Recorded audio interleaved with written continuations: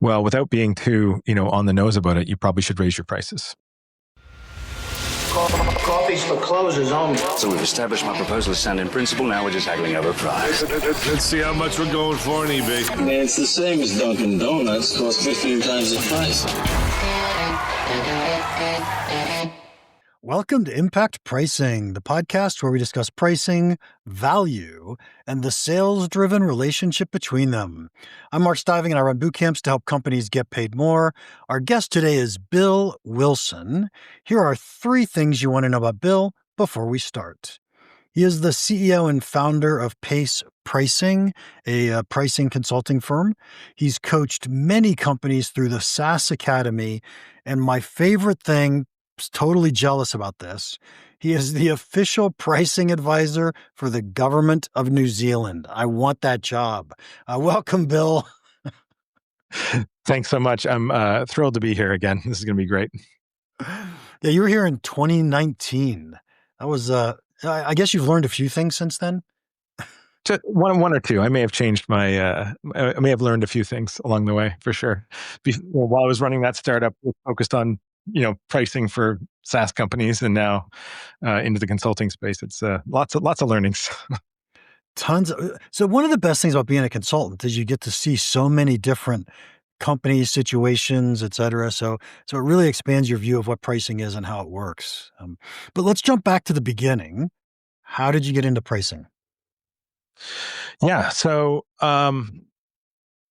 I'm a software developer by trade. That's where I come from. So my journey to pricing was a bit weird. I founded my first company in 2007, and we built products for other people. And I was doing that kind of like, as from a very technical perspective. But at that time, I also started productizing our service, and I had to come up with a way to sell that productized service in such a way to get out from underneath selling by the hour, because we all know that kind of sucks. And so we created kind of a good, better, best style pricing architecture, stealing a page from the B2B SaaS folks. And we built a small tool to help us actually push that out to our clients.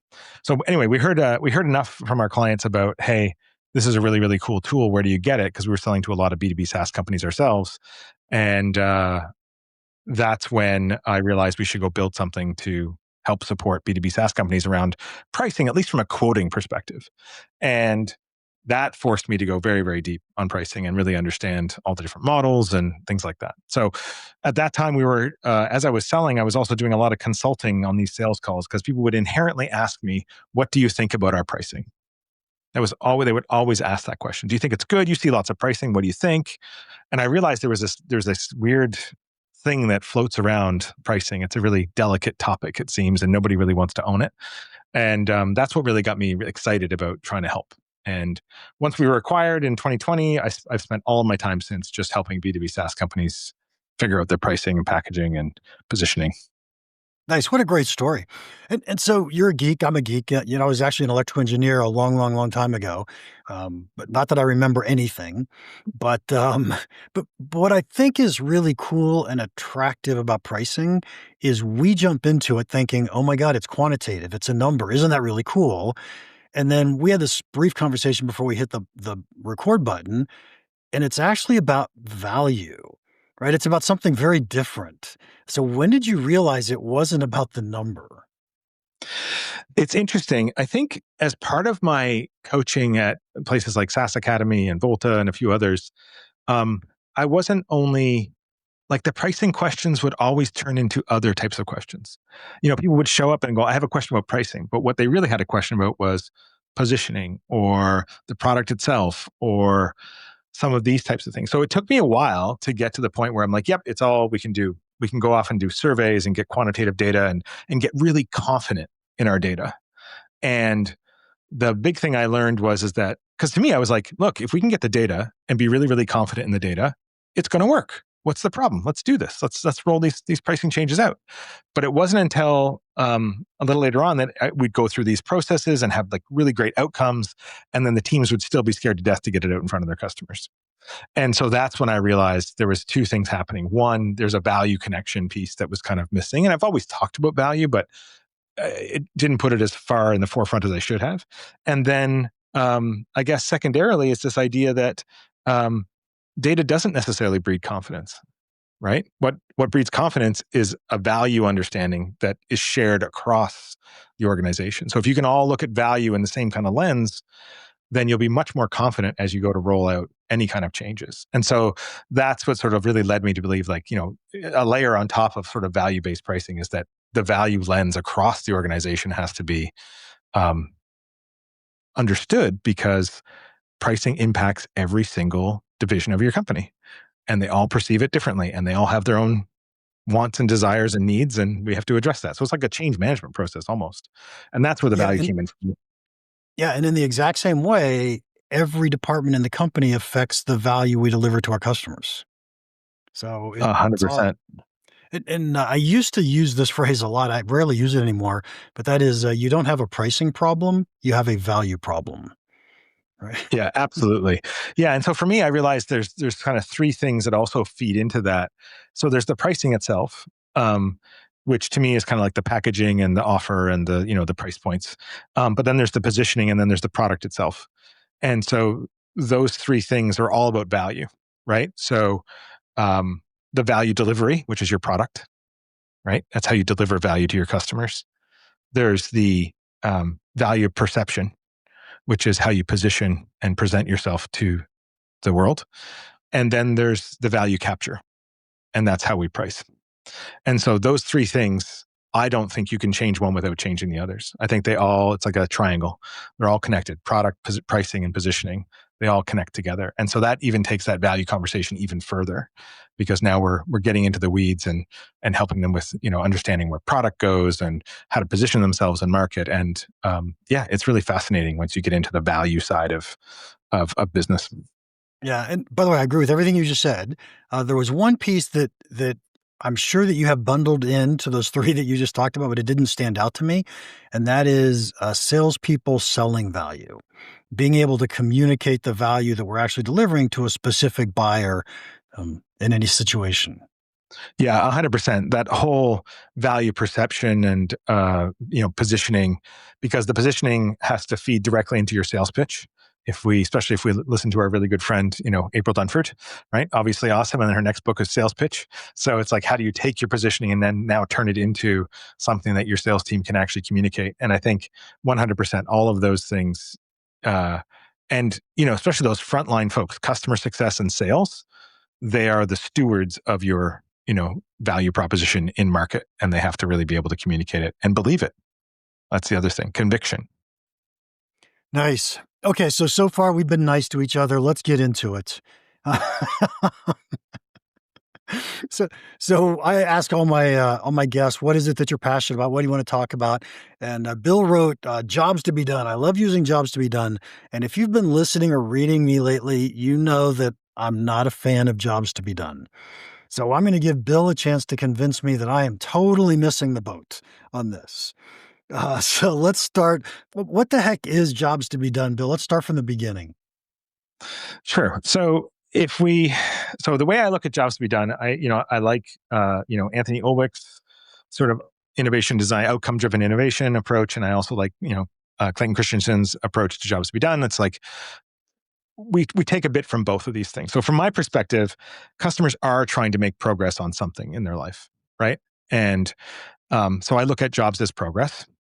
The functional jobs are in there, but jobs as progress is probably the most important thing. So once I can get a framing around what progress a customer is trying to make, it makes my packaging job a lot easier. And it does that because the job to be done can highlight a ton of things around, mismatched value and all these kinds of things. But to answer your question, what is jobs to be done? So to me, it is a set of statements that describe the progress a customer is trying to make, and with very specific ways about how to measure that value that they're trying to achieve across those things. Okay, so let me tell you what I don't like about it. And by the way, I'm not anal about this. It's totally okay to be wrong. But here's what I don't like about it. First off, it's not natural to me, as in I have to step back and think, what does jobs to be done actually mean? And the other thing is, I've never seen a jobs to be done that I couldn't explain using problems and results. And so I talk about problems and results all the time, and those feel very natural to me. Well, my counter to that is this. I used to think in terms of problems and outcomes and all that kind of stuff too. Like, hey, what pain do they have? What are we trying to solve here? All that kind of stuff. The challenge, I think the nice thing about jobs to be done is it inherently has monetization built into it because there are a lot of problems that I'm not willing to pay to be solved. Mhm. But a job in and of itself is something I'm actively trying to achieve. And I'm either going to hire someone, or, otherwise trying to do it myself, those jobs. So that to me was the big differentiation piece from just talking about sort of problems in general and getting very much more specific about, okay, there's an executor of this job. They have to do it this, they're trying to get this done and they're willing to pay for it. It's built into the fact that it's a job. And that's why I look at it. So you're right. You can describe all of these things with problems, 100%. You could describe any job to be done as a problem statement, no problem. But the nice thing is that there's a job to be done, but if you think about the job to be done as sort of a specific way of talking about a problem statement, and then think about the trigger point, which is the status quo change that's happened in their life, such that this now has to be hired for, and that is the key. That's the connection point for me between where it's different between just problems and outcomes. It's like there's the trigger, which means that there's a job I need to get done. And then I'm trying to make progress on that job. So my simple example is, I've got a meeting at 3:00. I'm walking down the street and all of a sudden I'm absolutely starving, forgot to eat lunch. And now I had my status quo changes that I'm starving. And now all the things that feed into that, my emotional and social jobs and all the rest of these things are like, well, I've got a meeting at 3:00. I can't show up, tired after eating a big meal. I need something light. Like all these sort of specifications start spinning in your head. You're not thinking I have a job to be done. You're just like, I need to get a sandwich. And so so the trigger is I'm hungry. All the things that feed into it are all your circumstance and all of those types of things. Those emotional and social pieces that you have to deal with. And of course, the functional job of actually eating something. And so you come across a sandwich shop, you buy the sandwich, that sandwich was hired to solve my job to be done. And so I know customers don't think about that. They don't think about those things. But if we can get really clear internally about why people buy, which is that trigger moment, and then what they're trying to accomplish, what progress they're trying to make, I think it goes a lot further semantically than just talking about problems and outcomes. And so I think really you're not wrong, but Okay, so let me try to share how I think about this. And I've been doing a lot of research and writing now on a topic I call context-driven pricing. And context-driven pricing essentially says, hey, I'm walking down the street and I have a 3:00 meeting and I'm starving. What's the context of the situation? So there's a lot going on here in terms of that context. But when I think about the different contexts that we could be dealing with, two of those are problems, and one of those is situational or environmental context. So the two that I think of are problems. One is what I call the foundational problem. So I sometimes, when I think about jobs to be done, I try to equate my foundational problem with jobs to be done, right? Why is it that I'm buying something in this product category? The next layer down is the problem scope, right? So give me details of the problem so that I can help determine which solution is the best for me as a buyer. I often use Uber as an example for these. And, when I think about, I'm going to say the words jobs to be done. When I think about foundational problems, I think about, I as a person need a ride. So that's one foundational problem. I need McDonald's delivered to my house. That's a second foundational problem. Or I want to deliver Amazon packages. Turns out those are three different market segments that Uber uses. And I think of those as foundational problems. Let's just look at Uber people for a second. And when you jump down into Uber, I've got Uber X, Uber XL, Uber Rideshare, Uber Ski, and each one of those are designed because they're solving specific problem scopes underneath the umbrella of I need a ride. Okay, tell me how that fits in jobs to be done. for sure. Yeah. So there's an overarching functional job to be done that you're talking about, which is basically someone needs to go from point A to point B. So for me, as someone who's going to use Uber in that people category, is that I just need to go somewhere. And you're right. I do have a lot of context around that. There's a bunch of things that feed into it. And that's sort of the emotional and social pieces of the functional job to be done. So the functional job to be done is I need to go from point A to point B. And this is just one of the ways I could hire something to do that. I could drive myself. I could have a friend drive me. I could use Uber. I could take a taxi. So there's lots of different ways. So the nice thing about jobs to be done is they're agnostic of technology. Oh, by Then the way, the so is a well-written problem statement. 100%. Yeah, no. I mean, I think what we're going to find out here is we're talking about, it's very, very similar views on this stuff just through different language. So you were talking, and there's Uber XL, there's Ski, all these different things, and so that's the context. So those are the sub jobs that need to get done underneath the main functional job. So just like you were saying, it's like there's still functional jobs. I need to take my skis with me. Like I need to transport skis. That's my my functional job there. So that's how I would describe all of those. All of those are the functional jobs. The fact that I want to get there safely, the fact that I want to be comfortable, the fact that I want to show up in a black limousine and look cool is a social job. Like those are all the other contexts that touch the softer side of what's actually happening and do really inform why people buy. The social and emotional jobs we can't discount, because at the end of the day in B2B, we are selling to people that happen to work inside organizations, but they're still people and they still have desires and they still have, social pressures. They still have all these things. So we have to consider those as we go through our journey. So to me, that's how it all fits into your Uber example. How does that feel? Beautiful. Here's the thing. I didn't need jobs to be done. Right. So I'm back to the issue that says, look, I don't hate jobs to be done. I don't find that I need it to do what I do. And it bugs me because so many people love jobs to be done. That's what really bugs me about this. I think it's you're right. I mean, we can just say, yeah, it's a problem and we have to have context and let's go solve those problems. I think the nice thing about the jobs to be done is that it has a structure already around it that helps you not try and keep a NP complete problem in your head, like trying to, there's so many variables, right? So it helps you categorize the different pieces. And so when you're, because there's value drivers on top of this, right? So these are the emotional, social job, but what are the value drivers? How do I measure my outcome, right? I want to minimize my time to do this. Those are all the outcomes I'm after. So those are the value drivers.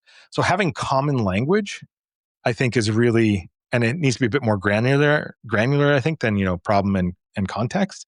I think it's like the type of context matters, and then being able to measure: have we solved all of these jobs to be done through whatever packaging structure we've built? So we can use them as a litmus test. Like, do we have the value drivers? Is it driving the value? Is it delivering on those things? Is it delivering on the emotional jobs? Is it delivering on the functional job?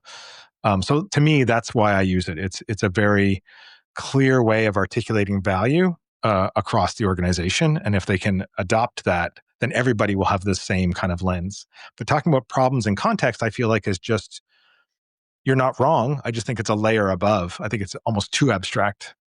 Okay. Just to be clear though, I talk about problems and results. Context is the world in which it all exists. Right. So Right. When I think of results, in the world of B2B, results are KPIs. Right. What's a KPI I'm going to go move for my client? Now, that doesn't account for the emotional results. I'm with you on that. But that's the job. See, that's what the company's trying to achieve. That's how they measure, Yep. right? But from a customer's perspective, right, it might be a KPI for them too, but there's things that, like, we're trying to measure.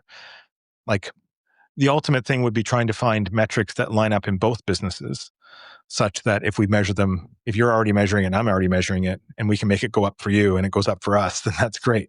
But yeah, I think, KPIs, I guess, could be outcomes. I think it's one facet of an outcome, for sure. Maybe I'm thinking about KPIs way too deep, way too specifically. But I think there's, like you said, it doesn't capture necessarily the emotional and social measurement, which is, granted, to be difficult to measure. Yes, I'm totally with you. Well, so I was, if I wanted to push back, I'd say, well, how do you measure those results in jobs to be done? And I get it, you can't. So it's not a huge deal. Okay. By the way, you haven't convinced me, but I don't hate it. So it's totally okay. That's okay. No, I love this. I mean, it's taken me quite a while to come this way. I used to just focus only on the functional job. And, where there's other pricing folks in the world, and I highly respect them, that are very much like one package for one functional job. And I get it, and I've done that. But the more and more I dig into it, it's the trigger moments. And are we satisfying those? Do we feel like these will satisfy those emotional and social jobs? The functional job, if you're not solving the functional job, like that's a whole, we have to, table stakes is you're solving the functional job. How well you solve that functional job is also, is where competition comes in. But the other pieces I think about the why people buy is the stuff that I think really helps people stop thinking about, especially in B2B SaaS. People are like, okay, cool. What should we put in our base package? And they start thinking, what features do we need? And that's the wrong question, right? We should be thinking about what are we trying to make progress on, and how can we design a package that really actually delivers on that progress? And so if we can change the frame of the way people think about pricing internally to be centered around value and jobs to be done just being another way to talk about value, then I think our job is done. I've been through several pricing engagements where one of the biggest takeaways for the organization was they were like, we love what you taught us about how to think about value. And that's going to inform everything we do from going forward. And to me, like that's perfect. Nice. I love that. Yeah. Nice.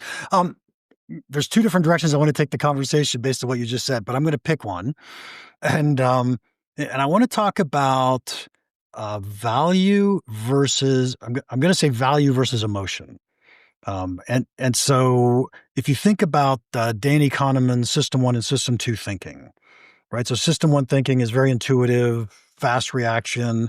I would put emotion there. I would put most behavioral economics that we do fits in that category. And then I would say the other side, System 2 thinking, is I'm deliberatively thinking about the problem. I'm trying to figure out what the best solution is. And I would tend to put value there, right? And so if I were to just say System 1 and System 2, I'm really thinking emotions and value, or intuition and value, something like that, right?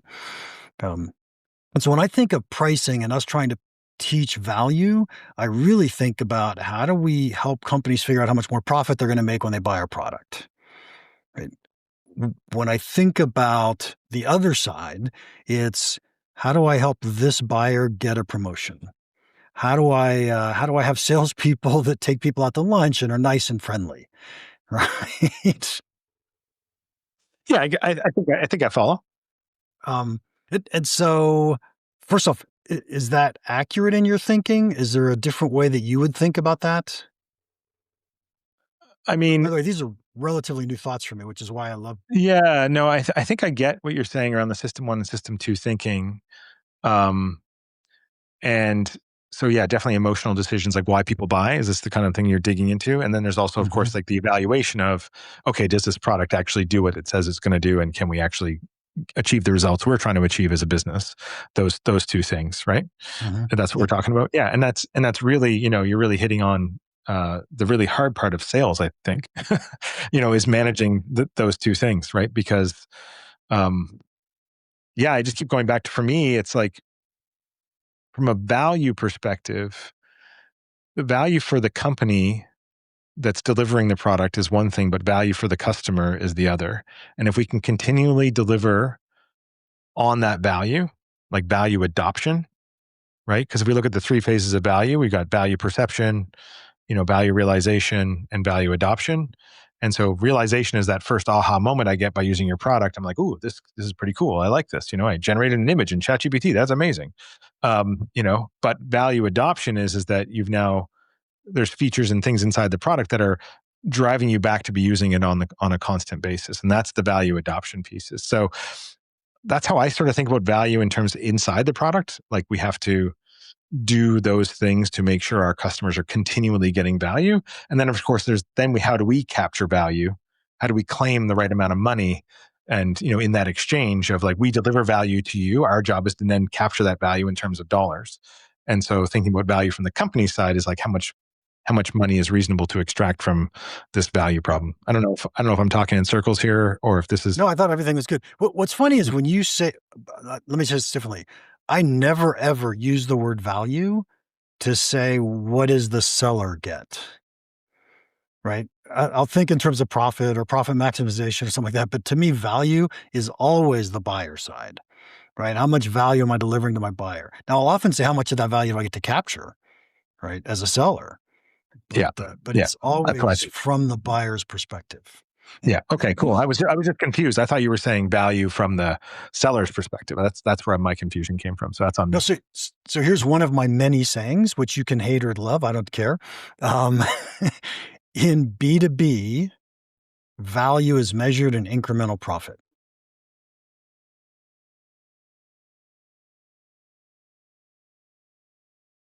Sure. I mean, yes, I think it's not wrong.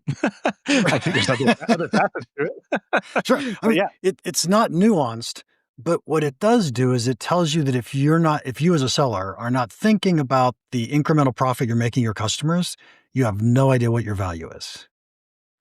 Oh, the incremental profit you're making your customer. Oh, always. Value is Okay. always from the customer perspective. Oh, I got you. Okay. So incremental, yes. So yes. Um, but there are other measures of value that don't necessarily line up with profit. Although maybe you're right. Maybe it all boils down to profit. Because there's only a couple of things you can do in B2B, right? It can save you time or save you money or make you money and make you time. Like it's the same side, two sides of the same coin, And, right? and And reduce so, risk. That's the only other one. yeah, exact compliance. Mhm. And so, but at the end of the day, that should all end up either reducing costs, which increases profit, or actually makes you the ability to drive more business, which will make you profit. So yeah, I'm a believer now, Mark. Okay. Not my job to twist your arm here, Ben. No, but that's a really good framing. Yeah. Okay. So one of the things you said in that answer, like two comments ago, which I've never used or even thought this way, and I loved it. And that was the whole concept of value realization. So talk a little more about how you help companies package products or sell products, or what do you do to make sure value realization happens? Um, Yeah, so this is part of the thing that I've learned is that this is where the sort of the Tony Olwick and the Clayton Christensen sort of stuff merge for me in the jobs to be done is that we break down the jobs into the 8 job steps, right? Of that you would do an ODI, define, locate, prepare, like all that kind of stuff, execute, modify, conclude, and we try and then map all the features, like how much of the job to be done are we actually covering for our customer. So the job to be done is broken down into these 8 functional areas or these 8 areas. And it's like, how much of this job are we actually covering with our features? So we try and line up the features around those 8 areas, which is also immediately a new lens for them. They don't think about that way. But then what I try and do is like, what are the aha moments at each of these stages that allow people to realize value? And so we try and identify the features or functionality that they have that really kind of deliver that aha moment, that time sort of like there's 2 things. There's a time to first value, but then there's the first value moment itself. And so I want to identify the value moment from a feature perspective because they become very, very important when we get into packaging, right? Because we need to make sure we have those really good value moments in our packaging in a way that gets them to that value quickly. And then alternatively, we need to identify, okay, what are the features that are actually drive value adoption? And so that lets people think about like, oh, it's this one. So we just use some emojis and a Miro board to, hand claps and mind blown for those things, and we just sort of identify those things. So as we get into the packaging exercise, they become important levers that we need to make sure that we're including in various packages so that we can actually get to those things. Because if we can't so there's the time to first value, which is also really hard for most companies. Is like how quickly can we get our customer to value? What does that first value moment look like for them?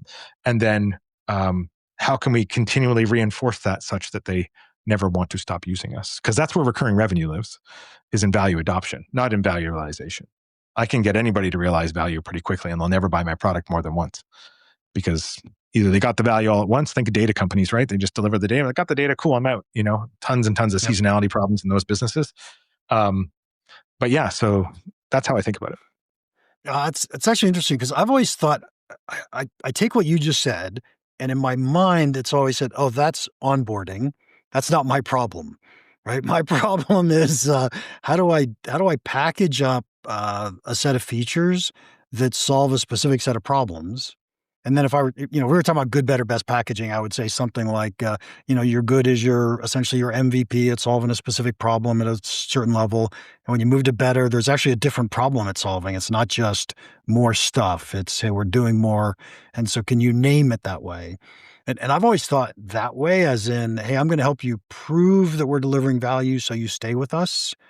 But I'm not focused on the whole onboarding. How do you get to that value realization piece? And I'd never thought of that before. I think that's really interesting. Yeah, I'm infected with sort of being a startup founder and having coached so many startups. It's one of the main tenets of we can get people through the door, right? We can get them into a demo, and then we get them into the product. But in order to keep them going, we got to get them to that value as quickly as possible, and then we have to reinforce it. And so it's always in my mind, even though, and I do feel the tension between the work I do and that, because in the work that we do, we often have, we've produced product requirements documents for customers before, basically saying, in order for this to actually work, there needs to be a better time to value here. You're not going to get people. This package is designed for penetration and getting people in the door and this kind of thing, but your time to value is too long. So, look into that. So to me, again, this is that whole thing, product, pricing, positioning, they can't really be separated. And so so to your point, the product piece is really the onboarding and how do I get people to value, especially in product-led companies. Yep. They've got to be able to do it automatically. That's sort of how I've sort of grokked with that over the last few years, is that realizing that those things are hyper connected. And I used to feel kind of like maybe I shouldn't be digging this deep into product when I was doing the pricing and packaging work. But it's served us really well as we've gone through it. So Nice. Well, our job is to deliver success for our customers. So, and when I say our, I mean you and your job and my yeah, job. 100%. Yeah, absolutely. We want them to get to an outcome, and then there's all of these things are you actually able to implement the ideas that we come up with as so we got to work inside their guardrails. But I'm not sure what your experience is, but sometimes when you design these new packaging structures and maybe a new value metric and stuff, it takes quite a while for a company to actually realize that in market. We need to charge for this, and we need to redo the packaging, and that means we need to do engineering work, and it's going to take 3 months. And so I've seen companies take a year to implement a new pricing and packaging structure, just because of the technical lift. Do you find the same kind of thing shows up? Or Easy. And I work mostly with small and mid-sized businesses where they could be more flexible, but you have to get full commitment from the whole company or so many different departments, and it is hard. Change is hard. Change is hard. That's the thing I've tried to embrace inside, because that was that whole data thing. I was like, no, you got the data. Why aren't you confident? Let's go. What's the problem here? This is black and white. And realizing that it is a change management process, and everybody has their own perspective on it was the big unlock for me, for sure. Yeah. Bill, this is fascinating. I think I could do this for a lot longer, but we got to wrap it up. Final question for you. What's one piece of pricing advice you would give our listeners that you think could have a big impact on their business? Well, without being too, on the nose about it, you probably should raise your prices.